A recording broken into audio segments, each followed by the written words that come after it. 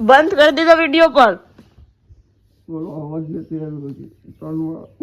હમણાં મારા ઘરે એક નાનું અમથું છોકરું આવશે. કોણ હશે કેવું? ચાલો ત્યારે એમ બોલતો હું અને રીતા દીદી. ખબર ક્યાં જવાનું છે? ક્યાં જવાનું? ગાંઠિયા નહીં, મને ગોલો ખાવો. ગોલો નહીં મળે તો મમ્મી ગોલો ખાવો ને. જો જો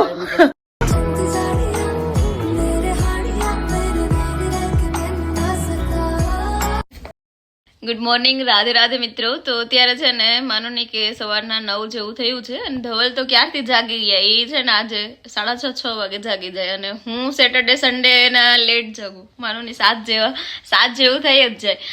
કારણ કે ને મેન કે એને હે ને વાડીએ જવાનું હોય એટલે એ વહેલા ઉઠે તો અમને મજા આવે. એ વહેલા ઉઠે ને એટલે એ કંઈક અલગ જ મજા આવે. એટલે હું ત્યારે લેટ ઉઠું, એને આરામથી શું એને ટૂંકમાં બહુ કરાવવા માટે જેલેસ ફીલ કે હું તો સુઈશ મસ્ત. આપણે ભલે ને 2 દિવસ સુવાનું હોય તો આવું ખાલી એટલે 7 વાગે હોય કે 9-10 વાગ્યા સુધી નથી હોતી. ક્યારેક તબિયત ઠીક ના હોય તેવું થાય, બાકી ના હોય. એટલે હજી હું નાઈ પણ નથી. હજી માનો ને આજે મેરેજમાં જવાનું છે તો એમ બપોરના ટાઈમે જમવા જવાનું છે એટલે ત્યારે જ મેં કીધું હવે નાઈ લઉં. બાકી સવારના નાઈ લેતી હોય ક્યારેક લેટ થઈ જાય એવું થાય. રોજ તો સેમ શિડ્યુલ નથી રહેતું, ક્યારેક જ રહી. બાકી શું આવું બધું હોય. અને તમે જોડાયેલા રહો કારણ કે ને મારી વાતો પૂરી નહીં થાય, બાકી મારીમાં સ્ટોરેજ ફૂલ થશે. ગાઈસ ધવલ હરમાઈ ગયા કારણ કે મેં એક શાયરી બોલી હતી કે હા હું નસીબદાર તો છું કારણ કે મેં 16 સોમવારના વ્રત નથી કર્યા ને તોય મને તમે મળ્યા. ધવલ એ ખાલી શાયરી હતી, એ તમને લાગુ નથી પડતું. એ તમારે ખાલી અત્યારે શું પબ્લિક આવું બધું માને એટલે આપણે બોલી નાખવાનું. પબ્લિક નથી કા હોશિયારી ઠોકવાની ખોટે ખોટી.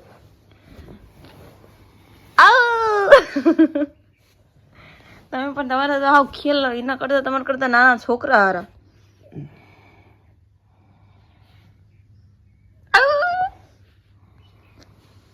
એક બે ધવલ કસમથી નહીં મોંઘું પડ્યો તમને. નહીં મોંઘું પડશે તમને, નહીં પડે નહીં મોંઘું પડશે તમને.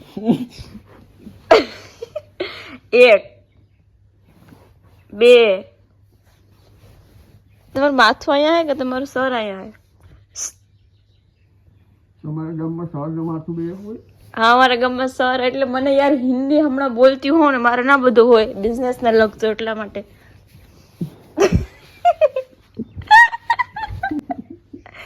બંધ કરી દીધો વિડીયો પર. બોલો અવાજ નથી આવ્યો.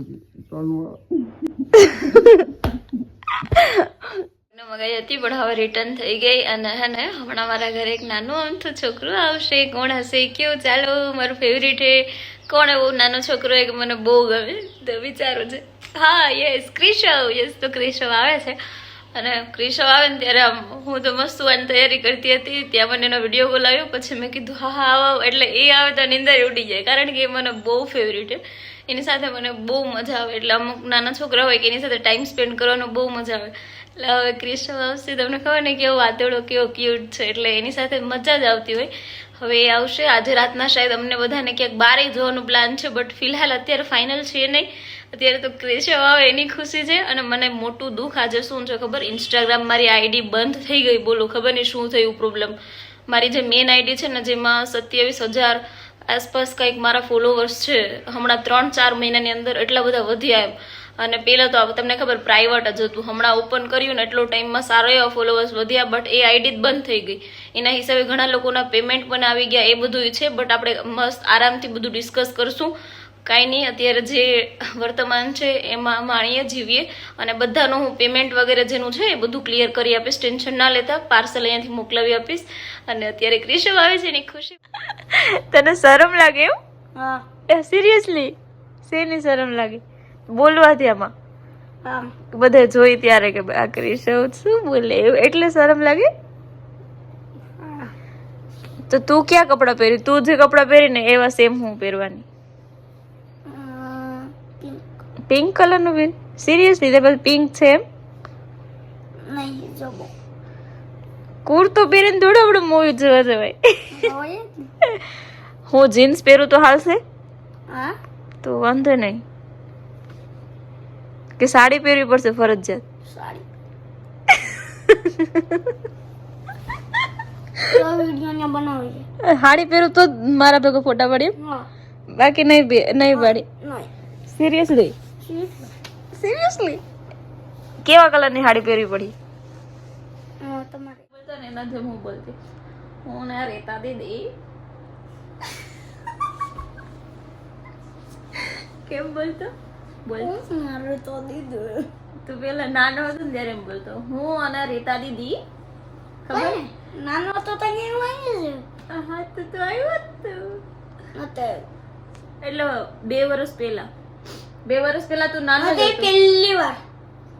પહેલી વાર આપણે ક્યાં મળ્યા હતા આયા આપણે અહીંયા નતા મળ્યા પહેલી વાર ક્યાં મળ્યા હતા ખબર પહેલી વાર તારા ઘરે હું આવી હતી ચા પાણી પીવા ત્યારે મળ્યા હતા ત્યારે તું એમ કહેતી હતી, મમ્મી મારી વોચ ક્યાં મૂકી ચાર્જિંગમાં મૂકી દઉં નહીં ચાર્જિંગ પણ નહીં ચાર્જરમાં મૂકી દઉં બોલ આમાં બોલતો ચાર્જિંગ ને શું કીધું સાગર સાગઝર મમ્મી મારો ઘડિયાળનું સાગઝર ક્યાં એમ કહેતું તો ખબર હે તને ખબર હે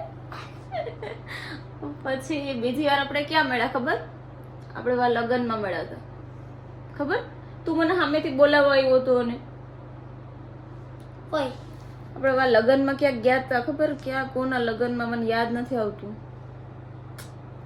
એક લગ્નમાં આપણે ભેગા થયા હતા પણ ત્યાં તું મને સામેથી બોલાવવા આવ્યો હતો તું મને રીટા દીદી પાસે જાવું પણ તું મારે ત્યાં કાં ક્યાં ખાવા ગાંઠિયા નહીં મને ગોલો ખાવો બોલો નહીં મળે તો મમ્મી ગોલો ખાવો ને જો જો બે મત ગોલો તો ખાવો જ પડે. બોલા મારી અમને કઈ નહીં થાય અમને ભલે અમને ખાવો કે તમને કા મમ્મી ગાંઠિયા ખાઈને બેહું ને પછી ટોનું ગાઈસ તો અમે જઈએ છીએ લાલો મૂવી જોવા માટે પહેલી વાર મમ્મી તમે પહેલી વાર જાવ ને મૂવી જોવા જો અત્યારે આ લાલો મૂવી એટલું બધું હાલ્યું ને કે બધા પહેલી વાર થાય હું માનો ને પાંચમી વાર કે ચોથી વાર કેમ કંઈક જાઉં કારણ કે મને મૂવી ન ગમે એમાં ટાઈમ વેસ્ટ થાય હું એવું માનું શું કેવું ધવલ તમે સિરિયસલી ભાષણ તો ગાયે ઘા દઈ ભાષણ ને તો મિત્રો છે ને બહુ બધા લોકોના વખાણ સાંભળી અને એટલો બધો રીલ્સ વગેરે જોઈને અમે પણ આજે ફાઇનલી લાલો મૂવી જોવા માટે આવી ગયા છે અમે આઈ થિંક 15 થી 20 જણા આવ્યા છે એમાં ઘણા એવા છે કે એ લોકો ફર્સ્ટ ટાઈમ આવે છે મારા સાસુ ને એ લોકો પણ ફર્સ્ટ ટાઈમ મૂવી જોવા આવ્યા છે એટલે બહુ બધા લોકો એવાય છે કે જે ફર્સ્ટ ટાઈમ જ છે એમ આવે અમારી સાથે જોવા આવ્યા અને મારું પણ આ 5મી 6ઠી વાર જ છે હું વધારે કંઈ મૂવી મને એટલો શોખ નહીં મૂવીનો ને એટલા માટે અને બસ બધા જોવા માટે બહુ એક્સાઇટેડ હતા કે હવે ક્યારે મૂવી શરૂ થાય તો હવે ફાઇનલી થોડી વારમાં મૂવી શરૂ થવાનું પણ છે અને જોવાના પણ છે અને મેઇન આ મૂવી જોયા પછી એક વાત તો રિયલાઇઝ થઈ ગઈ કે હે ને ભલે ખ્યાલ જ હતો કે કર્મથી મોટું કાંઈ નથી એમાં શું કે મેઇન તો કર્મને લગતું જ છે ઈશ્વર અત્યારે એવું નથી કે તમને ભાઈ પ્રસન્ન થશે અત્યારે ઈશ્વર માણસના રૂપમાં તમને ક્યાંક ને ક્યાંક ભેટો દરેક વ્યક્તિને કંઈક ને કંઈક હે ને માણસના રૂપે જ ઈશ્વરનો ભેટો થયેલો હોય પણ આપણે ના ઓળખી શક્યા હોય અને આ એક હકીકત છે અને મેન તો એ કે આ જે મૂવી છે ને શાયદ બધાને એટલા માટે ગમે છે કે આ જે મૂવીમાં જે ઘટના ઘટી છે ને જે મેઇન મૂવીનો સાર છે એ આઈ થિંક 80% લોકોએ આ પોતાના જીવનમાં જીવી ચૂક્યા હશે કારણ કે આવું છે ને આ મૂવીના અંદર જે સીન ક્રિએટ થાય છે ને એ 80% લોકોએ જીવનની અંદર આવું જોયું હશે કે હા અમારી સાથે આવું થયું છે એટલે આ ઘટના બધું ક્યાંક ને ક્યાંક વાસ્તવિકતા છે ને એટલે લોકોને વધારે ગમે છે અને બસ મને આના 1-2 સીન બહુ ગમ્યા જે આની અંદર મેં અત્યારે એડ કર્યા ને આ જે લાલો છે એ ભગવાન સાથે વાતો કરે એ વાળું સીન એ મને બહુ ગમે છે